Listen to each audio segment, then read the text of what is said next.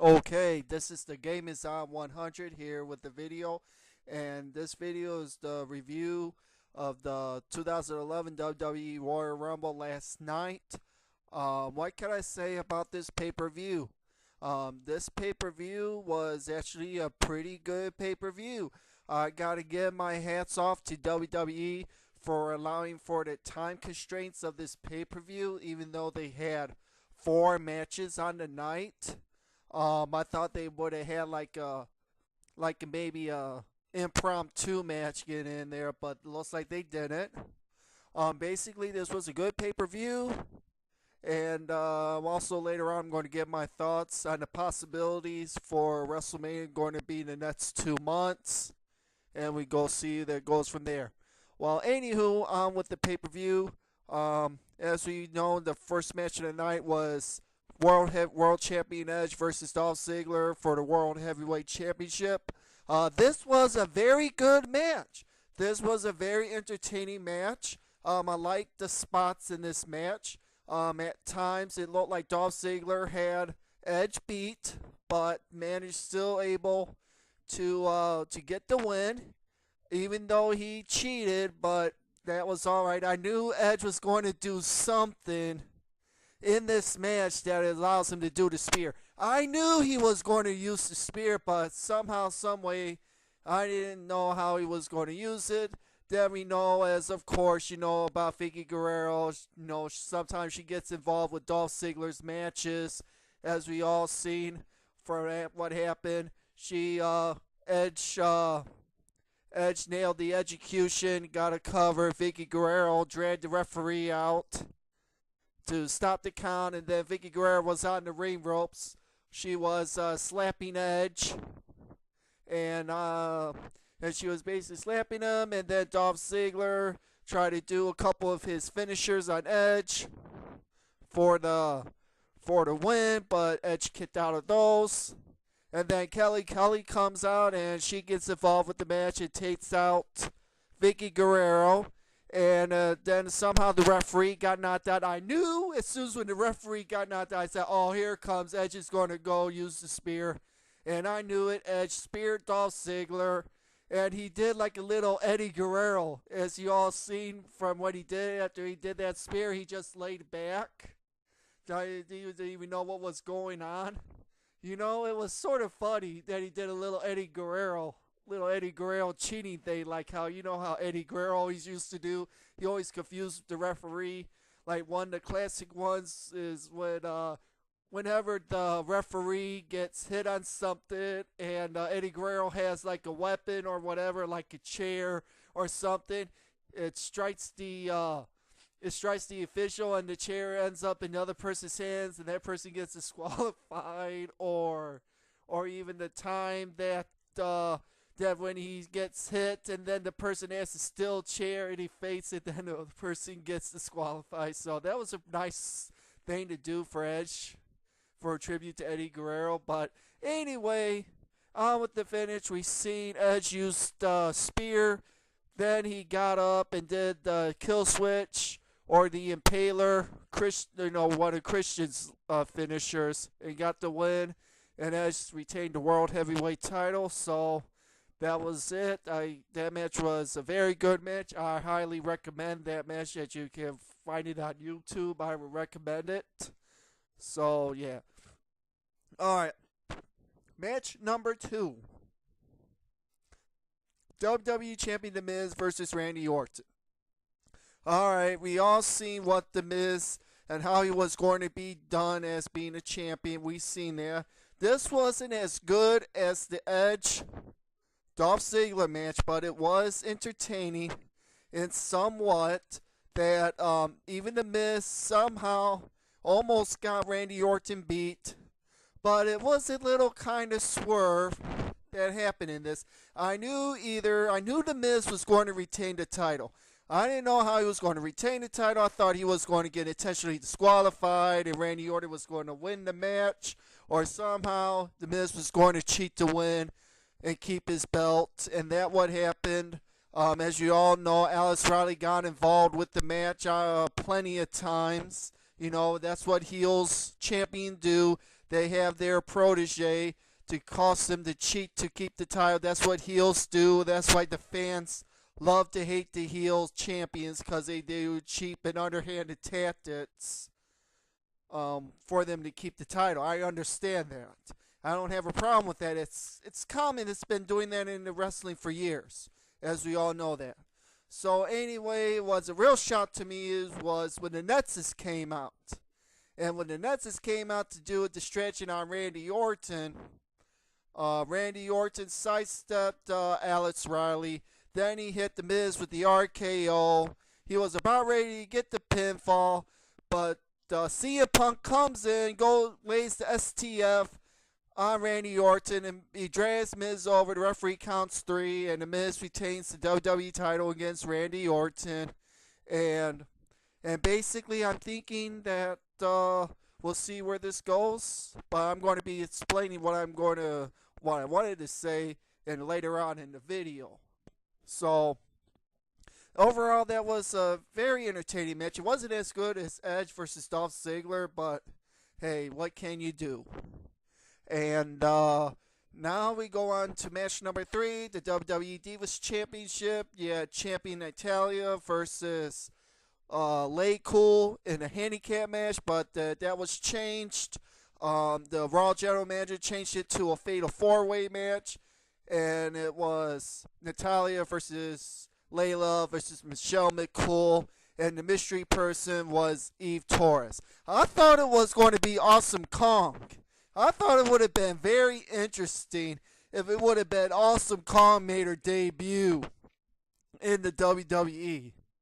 I have a feeling that Awesome Kong is probably going to be, I don't know why the WWE probably did have Eve Torres get in instead of Awesome Kong, but that's like another point.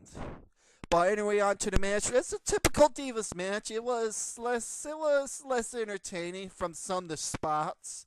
It was very cool that Natalya put Eve Torres and Layla in the sharpshooter, did a double sharpshooter. That was pretty cool. I kind of like that he put 2 people in the sharpshooter. That is pretty cool. Anyway, as we all noticed, after what happened, there was Eve. Eve won the match. She did her finisher, her moons, like a moonsault from top rope, and she landed on. She got the pin on Layla, but Michelle McCool rolled up Natalya. The referee counted 1, 2, 3 at the same time, but the referee didn't see Michelle McCool cover Natalya, so Eve Torres is your new Divas champion. So I can expect that Eve Torres is going to be a traditional champion. She will probably going to go lose the title, probably maybe to Awesome Kong. That would be a great way for having. If they would have had Awesome Kong come in, you know how big she is. She would be like one of the dominant diva, just like Natalya. So I figured that Awesome Kong is going to probably squash the other divas in the WWE, and she's just going to go right through them until when she meets up with a Natalya or Beth Phoenix. So you can expect that. Like I said, Eve Torres is just going to be a traditional Divas champion. She's not going to hold the belt that long. So, yeah. And now we're on to the 40-man Royal Rumble. Basically, there was some good spots in this Royal Rumble. I kind of enjoyed at the beginning part that CM Punk drew number 1. And then we thought it was going to be one of the core members was going to start the Royal Rumble, but actually it was a try to be a beatdown on CM Punk. Then the new Nexus comes out and they got into a feud. They got into it a little bit. Then the Raw General Manager sent both the new Nexus and the core back to the locker room so they can start the Royal Rumble. And then we had CM Punk and Daniel Bryan started off 1 and 2. CM Punk did very good in this match. At some point, when all the Nexus guys all came out and like almost at the same time, it was virtually like 5-on-1, basically, of Nexus, as Nexus was taking out guys left and right, up until when John Cena comes out and the crowd went nuts. When John Cena came out, John Cena came in, cleaned house, he eliminated all the members of the Nexus, just like he did eliminations, just like how back in the day, when Hulk Hogan, when he comes in, he would eliminate people left and right. This was sort of fun, because here comes, oh boy, here we go again, here is Super Cena to the day, and John Cena took out all the members of the Nexus. He last eliminated CM Punk, and along with things with Hornswoggle. Hornswoggle was having fun in this. This was so hilarious that Hornswoggle was getting involved with John Cena. He was helping John Cena do finishers left and right, and John Cena eliminating them. Man, that was some good spots in that spot with what's his name, with Hornswoggle. Of course, Hornswoggle came out for the kids, that's what it basically is. It's just like a comedy act for the kids, basically. So I actually enjoyed that little bit. And then John Cena, he was in there until the very end, and the ring got almost up. And then we had our surprises of the night. We had the return of Booker T and return of Kevin Nash. And I thought we're going to see Christian return, but I was disappointed that Christian didn't return, and Triple H. I thought Triple H was going to return at the Rumble, but he didn't. That was a little shock to me, but I could see why they wanted to get a few of the jobbers in, to get into the Royal Rumble. So I could see that. So basically, it was coming down to the finish. When A-Rock come out, then then the Miz came out, did his talking on commentary. Then we seen the matches from earlier in the night. Dolph Ziggler came out, and Randy Orton came out and entered the Royal Rumble, and basically they went in and tried to win the Royal Rumble, but that didn't come to be. Oh, I also forgot one thing. Did you guys see that one move that John Morrison did in the Rumble? That was pretty awesome that he did that. He threw off the turnbuckle. He landed on the barricade, and he jumped onto the barricade, but his feet didn't touch the floor. And then he walked on the barricade and hopped into the steps. That was so hilarious. That was so cool that he did that. So that was just a point that I forgot to mention earlier.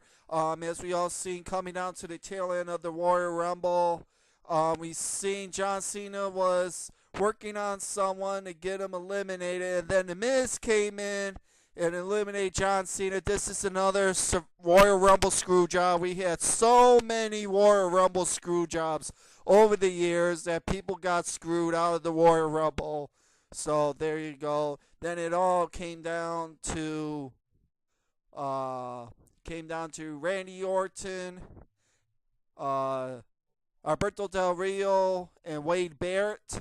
And also that when Wade Barrett when Randy Orton tried to eliminate Wade Barrett, Alberto Del Rio swoops in and hooks Randy Orton and eliminates him, and supposedly Alberto Del Rio wins the Royal Rumble.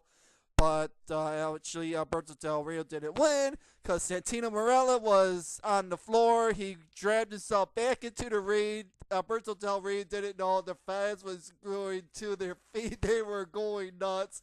Yet they're thinking that Santino Marella was going to win the Royal Rumble. So Santino nailed the Cobra. Then he tried to go toss him over the top rope. Then Del Rio sidetracked him and threw Santino Marella over the top rope, and there you go. Alberto Del Rio is your new Royal Rumble winner. This is another heel that wins the Royal Rumble. We all can see from I can tell that Alberto Del Rio will probably might be facing Edge probably at WrestleMania. That's what I'm going to be talking to now. Is for the Warrior Rumble, how this all came out. From what I can tell by these scenarios that this is going to be happening for WrestleMania.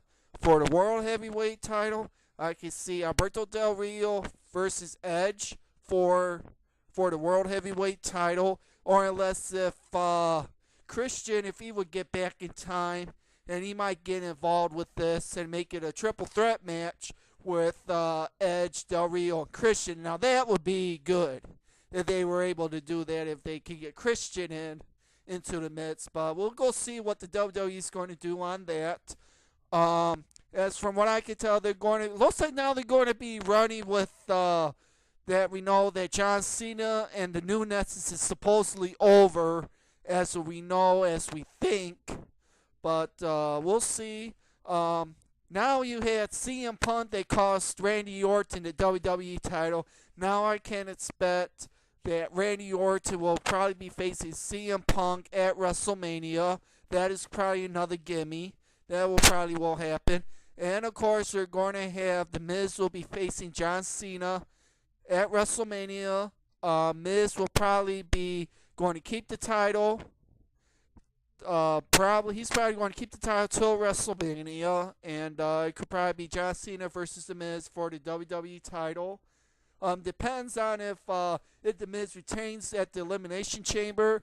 If The Miz retains at the Elimination Chamber, I can see John Cena versus Miz for the WWE title. That would be another match. Another match I'm going to see happening is going to be the Nexus versus the Core. It's going to be the four members of the Nexus against probably 3 members of the Core, and somehow there's going to probably be another added person involved with the Core. We'll see what happens. It's going to be Nexus versus Core at WrestleMania. You guys can expect that will happen.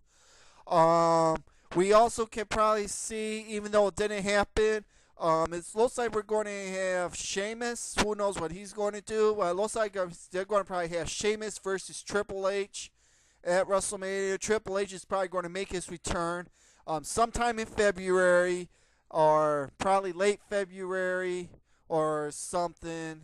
And he's going to come back. He's going to challenge Sheamus at WrestleMania for the right to be called the king of the WWE. You know, of course, Sheamus won the King of the Ring, and Triple H, you know, he calls himself the King of Kings. So there I could see that Sheamus versus Triple H going to at WrestleMania. I could see that. I can also see that we could have Wade Bear versus The Undertaker, maybe. But we'll see what happens. Or see maybe Undertaker face Kane for a 3rd time at WrestleMania due for what happened at the Buried Alive match. So I'm thinking it's going to be either Wade Barrett or The Undertaker, or it could be Kane and Undertaker at WrestleMania. That's what I'm thinking it could happen, but we'll see what happens. And I can expect that they're going to probably be doing something with Rey Mysterio and Cody Rhodes. They're going to be doing something with that. I don't know what they're going to do with it. They might do something to that going into WrestleMania, so we'll see what happens. So basically, that's all I got to say about the Royal Rumble. This was a very good Royal Rumble. A very entertaining Royal Rumble. A good start for the WWE in 2011 with a good pay-per-view. I was enjoyed by it. So, in closing, this is the Game Is On 100, and I'll talk to you all later.